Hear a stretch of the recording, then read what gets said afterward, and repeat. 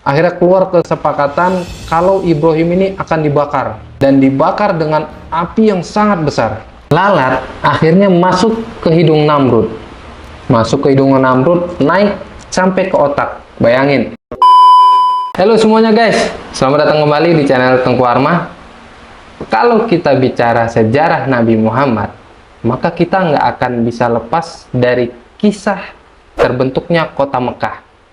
Nah, kalau bicara tentang kota Mekah, maka kita nggak akan bisa lepas dari kisah Nabi Ismail alaihissalam. Karena selain beliau sebagai nenek moyang orang Arab, kisah terbentuknya kota Mekah ini berkaitan erat dengan beliau. So, gua akan mulai bercerita tentang ayahnya, Nabi Ibrahim alaihissalam. Dan kisah Nabi Ibrahim ini akan gua buat dua bagian. Dan gua akan mulai bagian pertama di video kali ini. So, hayya nabda'ul qissah. Tala'al badru alaina min thaniyatil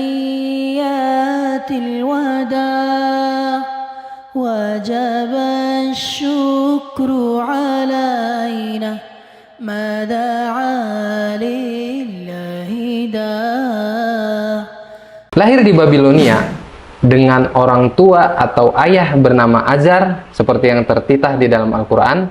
Babilonia ini juga merupakan nama suatu suku yang bukan merupakan suku Arab, karena bangsa Arab asli zaman itu belum menyebar. Mereka masih ngumpul di Yaman aja. Akhirnya Nabi Ibrahim pada sore hari menjelang malam atau maghrib, itu di hari di mana seorang raja bernama Namrud mengikrarkan dirinya sebagai Tuhan, dan dia juga memberikan pengumuman kepada seluruh rakyat Babilonia, siapapun yang mengakui ketuhanan dia, mengakui dia sebagai Tuhan, maka akan diberikan kehidupan yang enak. Sebut aja, butuh harta, butuh rumah, lu kalau mengakui dia sebagai Tuhan, lu dikasih. Nah, posisinya kalau ada orang zaman sekarang kayak gitu, lu akan ngakuin dia Tuhan atau enggak? Contoh, lu butuh rumah, mobil, tapi lu akui dia sebagai Tuhan. Mau nggak mengakui dia? Karena zaman itu belum ada Nabi dan Rasul, maka manusia zaman itu mengakui Namrud sebagai Tuhan. Dan pada malam hari kelahiran Nabi Ibrahim, Namrud pun juga bertepatan, dia itu malam itu mimpi kalau kerajaannya itu hancur dan terbakar habis. Kemudian dia panggil seluruh menteri dan penasehatnya, dia tanya apa arti mimpinya ini. Namun nggak ada yang bisa jawab, kecuali ada satu orang yang ngomong, wahai Raja Namrud, mungkin hari ini lahirlah seorang laki-laki yang akan menghancurkan kerajaanmu nanti. Nah, setelah mendengar terjemahan mimpi ini, Namrud mengeluarkan instruksi yang aneh. Dia bilang, sampaikan ke seluruh negeri Babilonia ini, kalau ada bayi laki-laki yang lahir pada hari ini, bunuh. Sebagai tindakan preventifnya akan mimpinya ini tadi. Azar, ayah Nabi Ibrahim yang tatkala itu juga merupakan penasehat dan sebagai menteri dari Namrud, ketika mendengar perintah ini, dia langsung pulang. Pulang ke rumahnya, suruh istrinya bawa Ibrahim ke hutan. Agar apa? Agar nggak dibunuh sama Namrud. Dan akhirnya, alhamdulillah, atas pertolongan Allah, selamatlah Nabi Ibrahim. Hingga nanti Nabi Ibrahim besar, umur 40 tahun bakal jumpa lagi dengan Namrud. Kita tahu di umur 40 tahun Nabi Ibrahim diangkat sebagai nabi ya oleh Allah Subhanahu wa taala. Namun sebelumnya ada kisahnya juga Nabi Ibrahim, kisah beliau mencari Tuhan. Bagaimana Nabi Ibrahim mencari jati dirinya dan mencari siapa Tuhannya sebenarnya. Dalam Al-Quran tertera bagaimana Nabi Ibrahim melihat bintang di malam hari, dan dia anggap, oh ini mungkin Tuhan saya. Tapi tatkala bintang itu hilang, nggak mungkin lah Tuhan hilang, kata Ibrahim.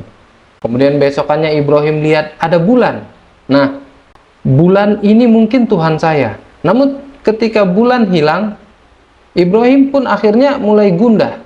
Akhirnya berpasrah diri, menyerahkan kepada dirinya kepada Tuhan, dan dia bilang, kalau seandainya Tuhanku tidak memberi petunjuk, maka aku akan menjadi orang-orang yang sesat. Kemudian besoknya Nabi Ibrahim melihat matahari. Nah, Ini matahari lebih besar ini. Ini mungkin Tuhan, tapi sama. Akhirnya Allah beri petunjuk bagaimana Nabi Ibrahim menemukan siapa Tuhannya. Pada hari pertama diangkatnya Nabi Ibrahim alaihi salatu wassalam sebagai seorang nabi, beliau datang ke ma'bad atau tempat beribadahnya kaum atau orang Babilonia saat itu, atau kuil lah ya. Di tempat itu banyak sekali patung-patung yang mereka buat sendiri. Lantas Ibrahim datang dan nanya ke patungnya, "Hei patung, apa sih yang sebenarnya membuat kamu layak disembah?" Kata Ibrahim. Kemudian Nabi Ibrahim alaihissalam nanya lagi ke orang-orang yang ada di kuil dan bertanya, "Kenapa kalian sembah patung ini? Kan patung ini kalian buat sendiri dengan tangan kalian. Terus kenapa kalian sembah?" Gitu. Nabi Ibrahim terus memperolok-olok sembahan mereka. Bahkan Nabi Ibrahim membuat satu tindakan yang membuat penjaganya mungkin sedikit kesal ya. Nabi Ibrahim ambil sesajen di depan berhalanya, diambil oleh Nabi Ibrahim dan dilemparkan ke muka patung tersebut. Terus Nabi Ibrahim bilang, kalau ini saja dia nggak bisa melindungi dirinya, gimana dia bisa melindungi kalian? Gitu. Dan kemudian Nabi Ibrahim lagi tanya kepada orang-orang yang menyembah patung di dalam kuil tersebut.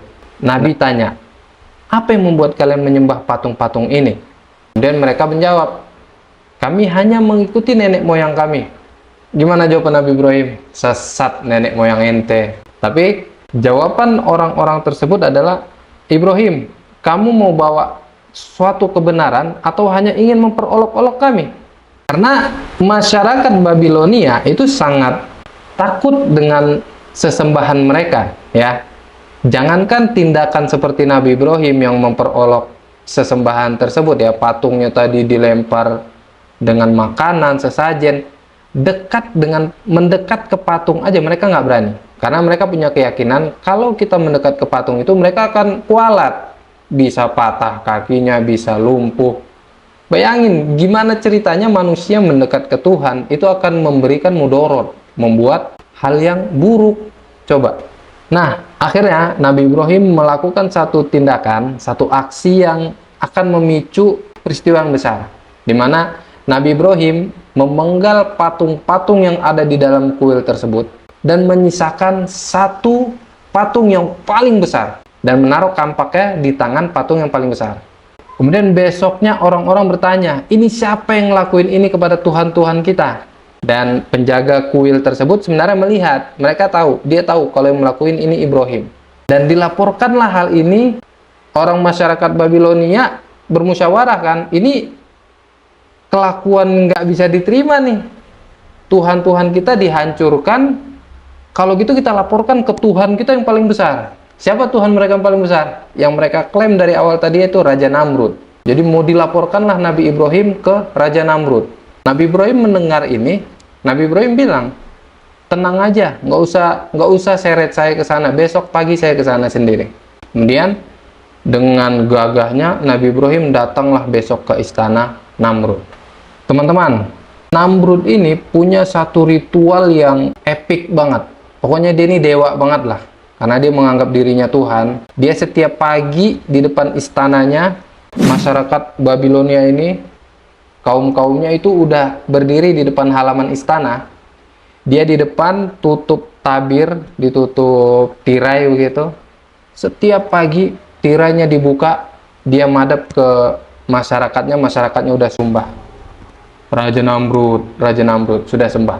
Begitu selama 40 tahun. Bayangin, selama 40 tahun setiap pagi orang sembah dia. Sampai ada seorang anak muda datang nggak sembah Namrud. Dan Namrud tanya, "Ini siapa ini orang? Kok berani-beraninya ada orang nggak sembah gua?" kata dia. Dengan lantang Nabi Ibrahim bilang, "Hei Namrud." Bayangin, bukan lagi "Hei Raja Namrud," atau orang kan nganggap dia Tuhan nih, harusnya dihormatin, "Hei Tuan Namrud," atau Raja Namrud lah minimal. Ini enggak, Ibrahim nanya, "Hei Namrud, bisa-bisanya lu ngaku Tuhan, bisa apa lu?" Gitu bahasanya ya. Dan Nabi Ibrahim bilang, Tuhan itu adalah yang menghidupkan dan yang mematikan. Datang Namrud, "Oke, gue juga bisa menghidupkan dan mematikan. Dia panggil, sini, ambil 2 orang. Panggil, dibawa sama penjaganya 2 orang. Yang satu dia kasih kehidupan, dia kasih makan, dia kasih minum, kasih jajan semua, dah dibiarin jalan. Tuh kata Namrud, ini orang gue biarin hidup. Yang satu lagi dibunuh, ini orang gue matikan, gue menghidupkan dan mematikan. Bener kan? Ini kan pembodohan ya namanya ya. Ini orang kan tadi orang yang memang udah dasarnya hidup gitu kan, bukan yang dia hidupkan dari awal gitu. Dia hanya membiarkan orang hidup gitu. Namun dengan pemikiran cerdasnya Nabi Ibrahim bilang, ini Namrud ini luar biasa ini, nggak bisa dilawan dengan hal-hal yang ada di bumi. Akhirnya ditantang sama Nabi Ibrahim. Nabi Ibrahim alaihissalam bilang, Tuhanku dan Tuhanmu adalah yang menerbitkan matahari dari timur dan menenggelamkannya dari barat. Apa lu bisa, Namrud? Kata Nabi Ibrahim alaihissalam. Akhirnya Namrud yang kalah malu kan. Wah, kacau nih, siapa ini Ibrahim nih? Tangkap, kata Namrud, tangkap. Kita siksa dia, atau bahkan kita bunuh. Kemudian dirancanglah cara pembunuhan yang paling sadis. Karena kan martabatnya Namrud dipertaruhkan nih. Di depan banyak orang, dipertanyakan ketuhanannya kan. Bisa nggak dia melakukan hal yang dilakukan oleh Tuhan gitu. Akhirnya tangkap Ibrahim, dirancanglah pembunuhan yang paling sadis untuk Ibrahim biar memberikan efek jera ke orang lain. Niatnya Namrud begitu. Akhirnya keluar kesepakatan kalau Ibrahim ini akan dibakar. Dan dibakar dengan api yang sangat besar. Sampai disebutkan, kalau apinya itu saking panasnya, kalau ada burung lewat, di atasnya itu kena asapnya aja, jatuh sampai ke bawah itu udah mateng, udah kepanggang gitu, saking panasnya. Nah, dengan dibakarnya dilakukan percobaan pembakaran Ibrahim. Nabi Ibrahim dimasukkan ke dalam api yang besar itu selama 3 hari 3 malam. Allah selamatkan Nabi Ibrahim dari api yang besar ini. Allah bilang, ya naru kuni bardan wasalaman ala Ibrahim. Hai api, jadilah dingin dan selamat atas Ibrahim. Hingga Nabi Ibrahim setelah 3 hari dalam api keluar dengan selamat. Bayangin apa yang ada di benak Namrud. Wah, Ibrahim nggak mempan dibakar. Gimana?